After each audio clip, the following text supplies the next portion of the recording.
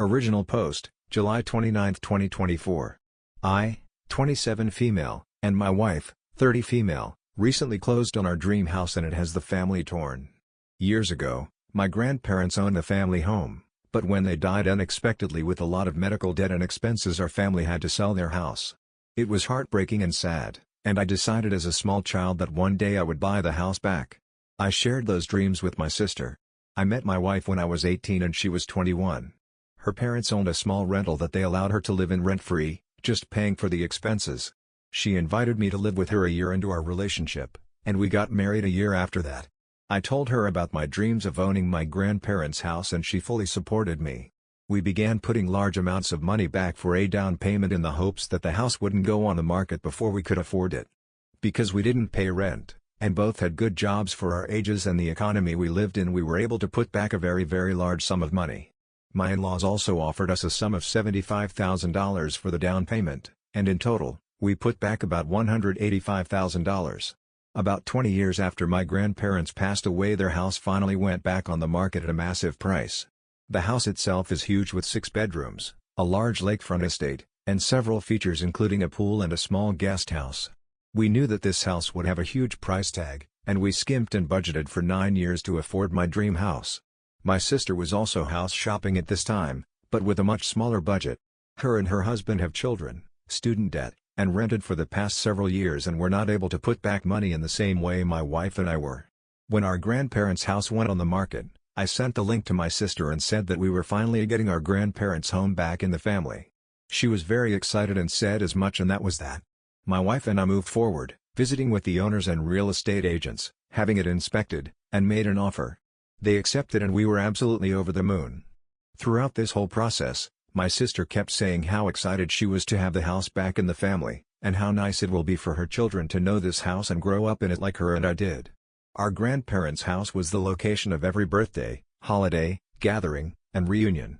And my wife and I planned on making it that way again. Which was why what my sister said didn't raise any red flags. Weird that she'd phrase it that way, but not concerning. We had a barbecue at my parents' house to celebrate the final closing of our house. During the dinner, my mother-in-law offered to kennel our dogs while we were in the stages of moving to keep things easier and them safe, and that was when my sister piped up. She asked why our dogs needed to be watched when the real issue was her kids. My wife asked what she meant, and she said that our kids will need more supervision than our dogs and that she was confused as to why we'd be so busy that our dogs needed watching. I told her I was the one confused. I didn't know she was helping us move and that if her kids couldn't reliably be left to their own devices then she absolutely did not need to help us pack. My sister proceeded to ask why my wife and I would be packing. I told her the obvious: we just closed in a house. For length reasons I'll leave out a lot of the back and forth, but here's the gist of it. My sister had it in her head that we were buying the house to either A, rent to own it out to her family, or B, transfer the title to her name and have her pay us back in time. Yes, that is literally what she was thinking. Despite us never discussing anything like that once. When I told her that was not happening, my sister threw a fit. She was pissed because this was her dream too. And that it wasn't fair that only one of us could live it. That since she had children, they deserved to grow up in the family home, and what did my wife and I even need all that space for? My wife told her that it isn't the family home anymore. It wasn't left in a will, we purchased it and now it is our home. And we decide what we will do with it. My sister told my wife to shut up and that she had no say in this family discussion. I informed my sister that if she spoke to my wife that way again, we would not be having any kind of contact with her anymore. That she doesn't get to assume we're giving her a house, and then throw a hissy fit when she's put in her place. And we left.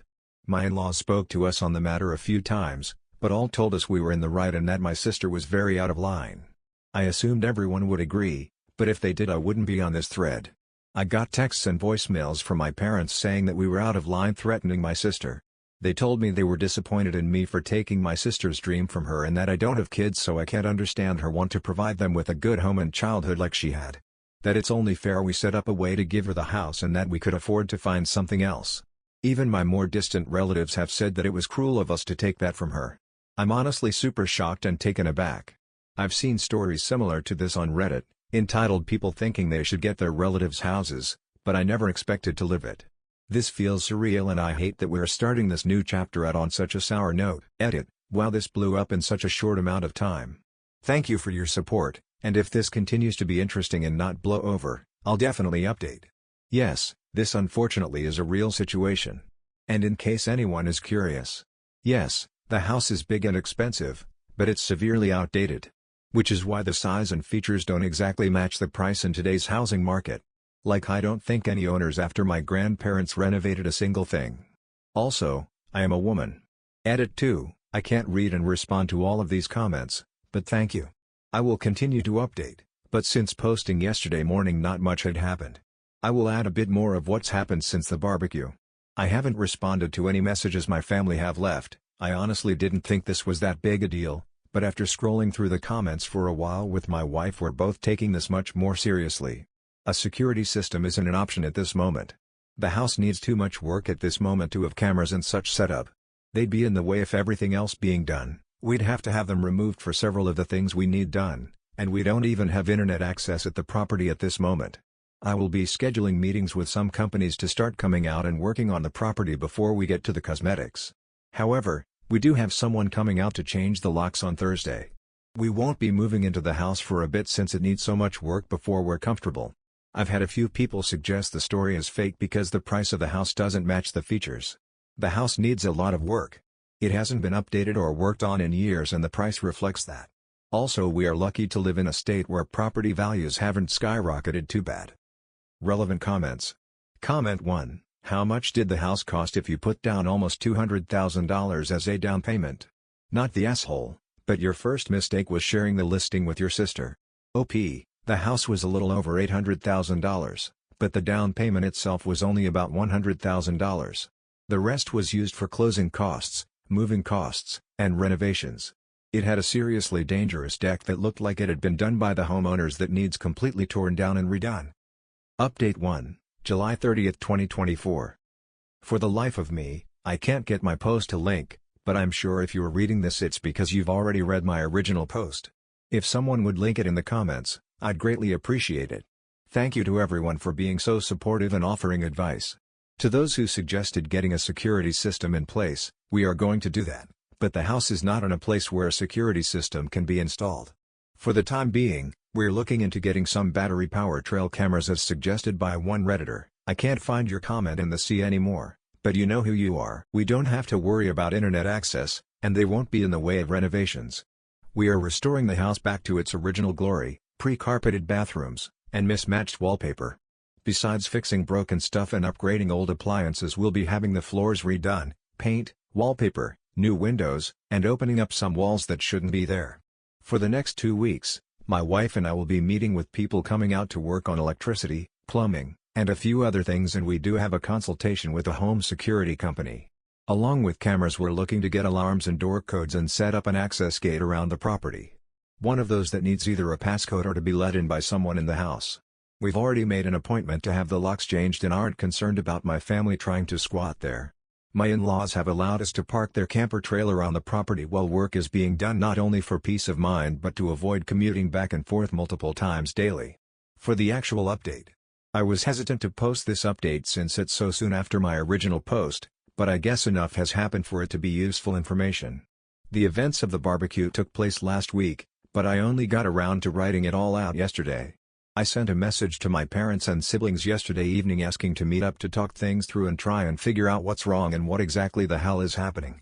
Earlier today my wife and I met my parents and my brother's family at his house before my sister arrived. I let them know that if they tried to interrupt or control the conversation we would leave. I told them that I never once even suggested my sister would be allowed to rent out the house or buy it from us. That you didn't know where she got the idea from. And showed them the text strings where I first sent her the listing and every conversation where I updated her on the progress. My mom asked to see the rest of the conversations about the house, and I told her there were none.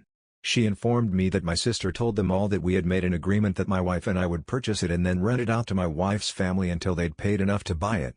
That we would live in the guest house, and they'd get the main house.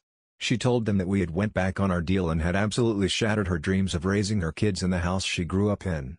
We gave our side, and it wasn't difficult at all to convince my parents that we were telling the truth. With a lack of evidence on my sister's part and absolutely no legal documentation, my parents didn't even attempt to try and back up what she told them. My parents were very apologetic and let us know that they never would have said those things to us had they known the truth and that they supported us 100%. My brother was supportive of us as well, But he was never one of the people harassing us over this, so his reaction is less important. Around then my sister and her husband showed up. My brother-in-law is a doormat and will give my sister whatever she wants, so I wasn't expecting much from him. I asked her to produce any of the necessary evidence to prove that I told her we'd rent the house out to her. That her lie was ill-conceived and that she better have a good explanation. She attempted to suggest that I had deleted the conversation, but when she couldn't produce said messages either, her story fell apart. She started crying, saying it wasn't fair that we got everything handed to us, and that we didn't need a house this big, and that we were rubbing our wealth in her face. So to my understanding, she thought she could trick everyone into bullying us into renting our house out to her? I guess? Like some kind of Scooby-Doo villain? Instead of using ghosts to scare us away, she's using a fake rental agreement that she didn't even attempt to make look or sound legit. We let her know that she had a lot of apologizing to do before we'd consider having a relationship with her moving forward, and that she wouldn't be welcome in our home for a long time. At the moment our relationship with my parents is rocky at best, for obvious reasons. They let us know that they're here to support us if we need moving assistance or help with renovations, but it'll take some good hard thinking to decide if we're okay with that. We will not be giving anyone in my family a spare key, but my wife's parents will receive one for emergencies.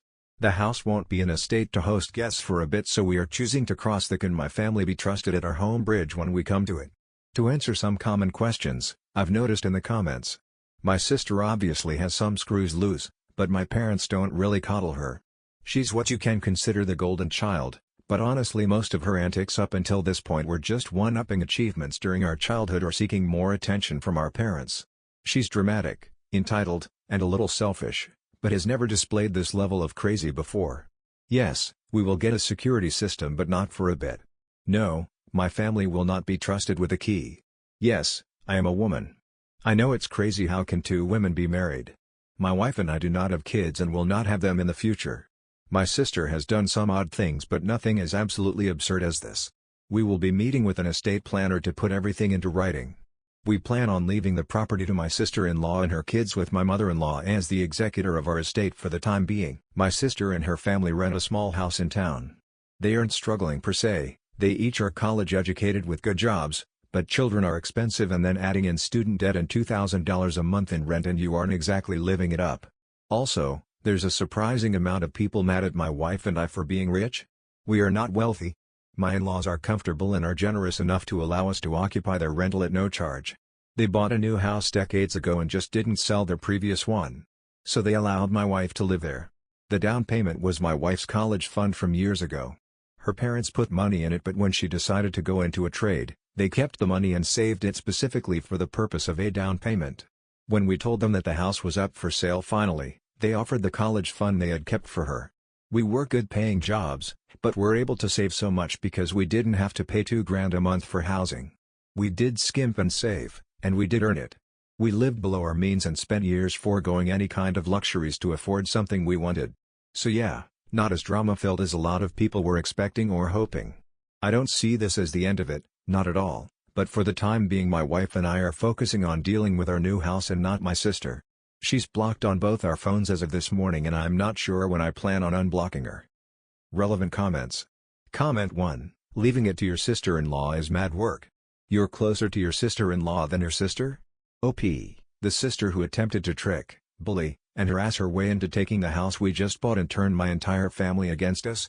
And my sister-in-law is my wife's sister. So yes, she's just as close to us as my sister. Closer after the stunt my sister just pulled. Comment 2. And I would have gotten away with the house if not for those meddling lesbians. OP, okay, this one got me. Comment 3. Your sister is delusional and has made up a narrative in her head that she is owed or entitled to certain privileges. Your parents are crazy for reinforcing that narrative to her. Good on you for taking your wife's side and not standing for the disrespect. Comment 4. Not the asshole. Do not ever give your parents or sister a spare key or the door code. Ever. Story 2. Am I the asshole if I buy a house on my own without including my fiancé? Original post, July 25, 2024. I, 32 male, have been dating my fiancé, 29 female, for 2 years and we got engaged 7 months ago. We plan to get married in summer 2025. I love my fiancé, and she is perfect for me. We have not combined our finances yet, but plan to as soon as we get married. I make significantly more than her, but she is a surgical resident and will start making similar to what I make in about 2 years. We live together, and split the expenses where I pay 90%, which is based on how much we make. Recently, my stock portfolio had been doing great, and I decided to sell a part of my portfolio and made decent profits. I am worried about reinvesting it in stocks, and we decided to purchase a home since we plan to get married soon and start a family. My fiancée was also very excited as we would need a nicer house than our current apartment that we rent. We talked about it, and I offered to purchase the house with the cash I have sitting on the sidelines, and not take a mortgage. I feel it would be a good financial decision as the current rates are too high, and we could always get a home equity loan in future. It was all good until I told my fiancée that I would purchase the house and she does not need to contribute anything to it, as she is still paying off her student loans. Of course, I would be on the title and would have the sole ownership. My fiancée is not okay with this. She says that we will be married, and our marital home should have both of us on the title. Her friend told her that I might be protecting my assets by purchasing the home before marriage, thus making it a premarital asset. This has bothered her, and she has mentioned that to me. That was not my intention, and I do want our marriage to be successful. I have told her that I do not need to protect anything since we both would be surgeons, and both will make about the same in few years.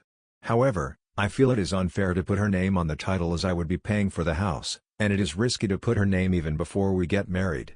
I told her that we can revisit this topic after we get married. As we have started looking for houses, we need to make the decision quickly. I understand her point that she wants to be included in ownership of the house where she would live, and we will grow as a family. However, we are looking to spend more than $1 million, and it feels wrong to give her half of my earnings a year before we get married. I need advice on what others have done in this situation, and how I can handle this sensitive situation without hurting my fiancé's feelings. Relevant comments. Comment 1, not the asshole, but if I were her I would demand a prenup to keep my future earnings as a surgeon away from you in the event of divorce. I would not be willing to split mortgage payment 50-50 if you get all the appreciation. Are you willing to discuss prenup, or is it get the house and a share of the surgeon's earnings? OP. So, to clarify, we are not going to get a mortgage on the house. I would be paying all cash for it because I sold a chunk of my stock portfolio. Secondly, we both will have similar earnings after she starts practicing. We will have very stable finances, and I never thought money is going to be a problem in our relationship. I just wanted opinions from people who were in similar situations and how they tackled it. Comment 2, if she is in residency, doesn't it make sense to wait until she is employed to buy a house, in terms of commute? I would advise you not to give in to FOMO and rush into a decision. A home is the biggest purchase you will ever make, and the most personal. If your fiancé doesn't feel her input on where you live is valued, the resentment can undermine your whole marriage before it begins. OP, in my mind, I am looking at the house as an investment. I need a place to park my cash. Our rents are really high right now. So, we save on that. Plus, once she finishes residency, we could buy a bigger house that fits both our commutes and rent this place out. That is how I am looking at the house. I want to buy something for the next few years where I can park my cash and save on rent. Once she starts practicing, we could buy a better house at a location that works for both of us, while renting out this property. Update 1, July 29, 2024. I wrote a post on a different subreddit regarding buying a house in the near future. My fiancée is not happy that I will be the sole owner on the title. She feels that she should be part owner of her own family home, but I plan to pay in cash and do not want to mix our finances until we are officially married next summer. My post was removed from the Am I the Asshole forum, but wanted to update since you guys are rock stars and so many of you gave me helpful advice. Thanks to everyone who helped me understand why she would feel more secure if her name would be on the title of her marital house, and what issues may occur in the future. I realized that I was not able to think about the situation from her perspective, and I wish I would be more empathetic of her position. I still did not want to mix our finances until we get married in a year and had to think of a middle ground. We had a long discussion about the issue this weekend. I realized that I was not able to get my point across on why it was important for us to invest that money in real estate. We sat together and I apologized to her for not communicating more clearly sooner. I told her that it was not fair for me to purchase our family home on my own, and it should be a joint decision, and we should own it jointly. I tried to explain to her why it is more advantageous for us to buy real estate now, when the interest rates are higher, and we could pay in cash. She was very receptive to it all. She explained why she would not feel a sense of ownership if she were not on the title of the house. She realizes that I have been the primary earner so far in our relationship, but she would graduate soon and become a surgeon, and we would be able to afford a much bigger house in a few years. I propose that we hold on to buying our forever family home until we are married, and she starts her job. That would help us take both our commutes into account when purchasing the house. However, we should buy an apartment or condo near the city, where we both work, as an investment with the cash in hand. I would still want to be the sole owner on the title, and we can amend the title once we get married. We can stay in this property until then to save on our ever-increasing rent. We could then either sell this properly when we purchase our forever home, or just use it to generate rental income. Luckily, she agreed and was happy I took her feelings into consideration. I felt it was a win-win, since that was my original plan, and I was just not doing a good job explaining it to her. So, we are going to keep looking for a good investment property, and she is happy since she knows she will be included when buying our forever home. Thanks again everyone for helping me with the issue. All I had to do is call it an investment property, and communicate better, and she was understanding of my view. Relevant comments. Comment 1. That sounds like a great compromise. I'm glad you both came to an agreement and she felt heard. Always good to communicate better. Comment 2. Honestly, your compromise of waiting to buy your shared home and investing on a condo in the meantime sounds like a great idea, from a relationship and financial perspective. Good luck. Who let this man on Reddit? He has a wife, a well-paying job, and communicates well. I do wonder why, if they were looking for a forever house, if they were going to move when his wife graduated. Like, why not just pitch it as buying an investment property originally, and then go 50-50 on a house when she graduates? Anyway, that's all for this video. If you enjoyed, please like and subscribe. Thank you for watching. I will see you in the next one.